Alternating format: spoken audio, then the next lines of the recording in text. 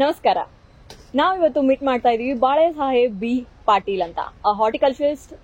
ಸಾಕಷ್ಟು landscape projects ಅನ್ನ ಮಾಡಿದ್ದಾರೆ. ಜೊತೆಗೆ ಹೆಮ್ಮೆಯಿಂದ ಎನ್ವೈರನ್ಮೆಂಟಲಿಸ್ಟ್ ಅಂತ ಗುರುತಿಸಿಕೊಂಡಿರುವಂತಹ ಬಾಳಾ ಸಾಹೇಬ್ ಪಾಟೀಲ್ ಅವರಿಗೆ ನಮಸ್ಕಾರ ಸರ್. ನಮಸ್ಕಾರ. ಪರಿಸರ ದಿನಕ್ಕೋಸ್ಕರ ನೀವು ಪರಿಸರವನ್ನ ಬೆಳೆಸಿದವರಲ್ಲ, ತುಂಬಾ ವರ್ಷಗಳಿಂದ ಪರಿಸರದ ಬಗ್ಗೆ ಕಾಳಜಿ ತಗೊಂಡು ಪರಿಸರವನ್ನ ಬೆಳೆಸ್ತಾ ಬಂದವರು. ಸೊ ಇಲ್ಲಿವರೆಗೂ ಎಷ್ಟು ಗಿಡಗಳನ್ನ ಬೆಳೆಸಿದ್ದೀರಾ ಸರ್? ಈಗ ನಾನು ಹೆಚ್ಚು ಕಡಿಮೆ ಒಂದು 25 ವರ್ಷ ಆಯ್ತು. ಐ ಹ್ಯಾವ್ ಡೆವಲಪ್ಡ್, ನನಗೆ ಅನಿಸಿದ ಮಟ್ಟಿಗೆ ಒಂದು 10,000 ಎಕರೆಯಲ್ಲಿ ನಾನು ತೋಟಗಾರಿಕೆ ಆಗಲಿ ಅಥವಾ ಈ ಅರಣ್ಯ ಆಗಲಿ ಆಮೇಲೆ ಅಗ್ರಿಕಲ್ಚರ್ ಆಗಲಿ ಇದನ್ನು ಡೆವಲಪ್ಮೆಂಟ್ ಮಾಡಲಿಕ್ಕೆ ನನ್ನ ಸಹಾಯ ಮತ್ತು ಸಲಹೆಗಳನ್ನು ಕೊಟ್ಟಿದ್ದೀನಿ. ಅದೇ ರೀತಿ ಕೆಲವೊಂದು ಪ್ರಾಜೆಕ್ಟ್ಸು ನಾವು ಸಾಮಾಜಿಕ ಲೆವೆಲ್ನಲ್ಲಿ ನೋಡಬೇಕಾದ್ರೆ ಜನರನ್ನು ಕರ್ಕೊಂಡು ಒಬ್ರಿಗೊಬ್ರಿಗೂ ಹೆಲ್ಪ್ ಮಾಡಿಕೊಂಡು ಥರ ಡೆವಲಪ್ ಮಾಡಿದ ಒಂದು 10 ಲಕ್ಷ ಗಿಡವನ್ನಾದರೂ ನಾವು ಈಗ ನಾಟಿ ಮಾಡಿದ್ದೇವೆ. ಸೊ ಈ ಸಾಮಾನ್ಯ ನಾನು ಹೇಳೋದಾದ್ರೆ ನಮ್ಮ ಧಾರವಾಡ ಜಿಲ್ಲೆ ಆಗಲಿ, ಬೆಳಗಾವಿ ಜಿಲ್ಲೆ ಆಗಲಿ, ಬಿಜಾಪುರ, ಬಾಗಲಕೋಟು, ಆಮೇಲೆ ಚಿತ್ರದುರ್ಗ, ದೆನ್ ದಾವಣಗೆರೆ, ಇವೆಲ್ಲ ಜಿಲ್ಲೆಗಳಲ್ಲಿ ಸಾಕಷ್ಟು ನಾನು ಕೆಲಸ ಮಾಡಿದ್ದೀನಿ. ಈಗ ನಾವು ಹುಬ್ಬಳ್ಳಿ ಧಾರವಾಡ ಮುನ್ಸಿಪಲ್ ಕಾರ್ಪೊರೇಷನ್ ಇಂದ ಒಂದು 33,000 ಗಿಡಗಳನ್ನು ನೆಡಲಿಕ್ಕೆ ಒಂದು ಪ್ರೋಗ್ರಾಮ್ ಹಾಕೊಂಡಿದ್ದು. ಅದರಲ್ಲಿ ನಾವು ಈಗ ಸಾಕಷ್ಟು ಅದು ಮಿಯಾವಾಕಿ ಫಾರೆಸ್ಟ್ ಅಂತೇಳಿ ಹೊಸ ಕಾನ್ಸೆಪ್ಟ್ ಏನಿದೆ ಅದರಲ್ಲಿ ಸಹಿತ ಕೆಲವೊಂದು ಡೆವಲಪ್ಮೆಂಟ್ ಮಾಡಿದ್ದೇವೆ. ಅದ್ರ ಜೊತೆ ವುಡ್ ಪಾರ್ಕ್ ಅಂತ ಹೇಳಿ, ಇದು ಜಪಾನ್ನಲ್ಲಿ ಒಂದು ಪ್ರಸಿದ್ಧವಾದ ಒಂದು ಕಾನ್ಸೆಪ್ಟ್ ಇದು. ಏನಂದ್ರೆ ವುಡ್ ಪಾರ್ಕ್ನಲ್ಲಿ ಮನಸ್ಸಿಗೆ ನೆಮ್ಮದಿ ಬೇಕಾದ್ರೆ ನೀವು ನೇಚರ್ ಜೊತೆ ಇದ್ದಾಗ ನೀವು ನೆಮ್ಮದಿಯನ್ನು ಪಡಿತೀರಂತ ಒಂದು ಸಾಧನೆ ಮಾಡಿ ತೋರಿಸಿದ್ದಾರೆ ಅವರು. ಅದರಲ್ಲಿ ಹತ್ತಿರ ಗಿಡಗಳನ್ನು ನೆಟ್ಟು ಅದರ ಮಧ್ಯೆ ಏನೈತಲ್ಲ ನಿಮ್ಗೆ ಕೂತ್ಕೊಳ್ಳಿಕ್ಕೆ ಮತ್ತು ಯೋಗ ಮಾಡ್ಲಿಕ್ಕಾಗಲಿ ಅಥವಾ ಧ್ಯಾನ ಮಾಡ್ಲಿಕ್ಕಾಗಲಿ ಒಂದು ಸ್ಥಳ ಗುರುತಿಸಿಕೊಂಡು ಆ ಜನರು ಅದರಲ್ಲಿ ಹೋಗಿ ಸಾಕಷ್ಟು ಅವರು ವೇಳೆಯನ್ನು ಅಲ್ಲಿ ಕಳೀತಾರೆ. ಆ ಕಳೆದಿದ್ದಕ್ಕೆ ಏನೈತಲ್ಲ ಒಂದು ನೆಮ್ಮದಿ ಆಗಲಿ, ಆಮೇಲೆ ಅವರ ಒಂದು ವಿಚಾರಧಾರೆ ಏನೈತಲ್ಲ ಅದು ಬದಲಾವಣೆ ಆಗುತ್ತೆ ಅಂತ ಅನ್ನೋದು ಸತ್ಯ ಸಿದ್ಧಪಡಿಸಿದ್ದಾರೆ.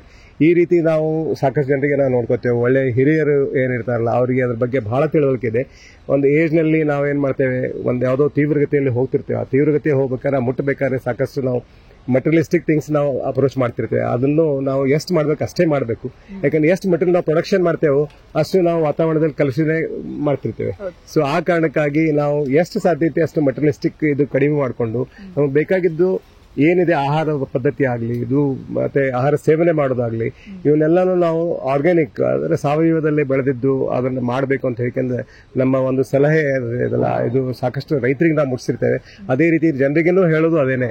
ಈ ಸಲಹೆಗಿಂತ ಇಟ್ ಇಸ್ ಒಂದು ನಮ್ಮ ಒಂದು ಮೋಟೋ ಆಗಬೇಕು, ಅದನ್ನ ನಾವು ದೇವ ಹಾಕಬೇಕು. ಅದನ್ನ ನಮ್ಮ ಜೀವನದಲ್ಲಿ ಯಾವುದೋ ಒಂದು ನಡೆ ನಾವು ನಡೀತಿರ್ತೇವೆ, ನಮ್ಮನ್ನು ನೋಡಿ ಬೇರೆಯವರು ಅನುಸರಿಸ್ತಿರ್ತಾರಲ್ಲ ಅಂಥವ್ರಿಗೆ ಸಹ ನಾವು ಒಂದು ಮಾರ್ಪಾಡು ತರಲಿಕ್ಕೆ ಪ್ರಯತ್ನ ಮಾಡಲಿಕ್ಕೆ ಒಂದು ಅವಕಾಶ ಇದು. ಇವತ್ತು ನಮ್ಮ ಹುಬ್ಬಳ್ಳಿಯಲ್ಲಿ ಕಾರ್ಪೊರೇಷನ್ ಇಂದ ಡೆಪ್ಯೂಟಿ ಮೇಯರ್ ಅವರು ಬಿಜವಾಡ್ ಮೇಡಮ್ ಬಂದಿದ್ರು. ಆಮೇಲೆ ಪೂರ್ವದಲ್ಲಿ ಇದ್ದ ಮೇಯರ್ ಆಗಿ ವೀಣಾ ಭಾರದ್ವಾಡ್ ಅವರು ಇದ್ರು ಇಲ್ಲಿ. ಮತ್ತೆ ತೋಟಗಾರಿಕೆ ಇಲಾಖೆ ಏನಿದೆ ಅವರು ಮುಖ್ಯ ಅಭಿಯಂತರು ಮತ್ತೆ ಅವರೆಲ್ಲ ಸ್ಟಾಫ್ ಇಲ್ಲಿ ಬಂದು ಇವತ್ತು ಗಿಡ ನಡೆಸಿದ್ದೇವೆ. ಸೊ ಈ ಕಾರಣಕ್ಕಾಗಿ ನಾನು ನಿಮ್ಮ ಒಂದು ಮುಖಾಂತರ ನಾನು ಒಂದು ಮೋಟೋ ಅಂದ್ರೆ ಏನು ಪೊಲ್ಯೂಷನ್ ಸಲುವಾಗಿ ಈ ಸಾರಿ ನಮ್ಮ ಥೀಮ್ ವರ್ಲ್ಡ್ ಎನ್ವೈರನ್ಮೆಂಟಲ್ ಥೀಮ್ ಏನಿದೆ, don't use plastic, try to curb the pollution ಅಂತ ಹೇಳಿ.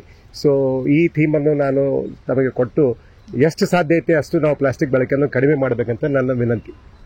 Definitely sir. ಇವಾಗ ಒಂದೊಂದು ಗಿಡ ನೆಡಕ್ಕೂ ತುಂಬಾ ಕಷ್ಟ. ಯಾರೋ ಪರಿಸರ ದಿನ ಅಂತಲೇ 4 ಗಿಡ ನೆಟ್ಟು ನೀರ್ ಹಾಕಿ ಹೋಗ್ಬಿಡ್ತಾರೆ. ಅಂತದ್ರಲ್ಲಿ 10 ಲಕ್ಷ ಗಿಡಗಳನ್ನ ನೀವು ಇಲ್ಲಿವರೆಗೂ ನೆಟ್ಟಿದ್ದೀರಿ ಅಂದ್ರೆ it's a really great thing sir. ನಿಜವಾಗ್ಲೂ ನೀವು ಎಷ್ಟೋ ಜನಕ್ಕೆ ಮಾದರಿ. ಸೊ ನಿಮ್ ಜೊತೆ ಸೇರಿ ನಾವು 4 ಗಿಡ ನೆಟ್ಟೋದಕ್ಕೆ ನಾವು ಖುಷಿ ಪಡ್ತೀವಿ. ಅದಕ್ಕೆ ನಮ್ಮ ಇನ್ನೋವೇಟಿವ್ ಇಂಡಿಯಾ ಅಗ್ರಿಫೈಬ್ ಸ್ಪಾನ್ಸರ್ ಆಗಿರೋದಕ್ಕೆ, ಆರ್ಗ್ಯಾನಿಕ್ ಮ್ಯಾನ್ಯೂರ್ಸ್ ಕೊಟ್ಟಿದ್ದಕ್ಕೂ ಖುಷಿ ಆಗುತ್ತೆ. ನಿಮ್ಮನ್ನ ಭೇಟಿಯಾಗಿ ತುಂಬಾ ಖುಷಿ ಆಯ್ತು ಸರ್. ಧನ್ಯವಾದಗಳು. Thank you sir.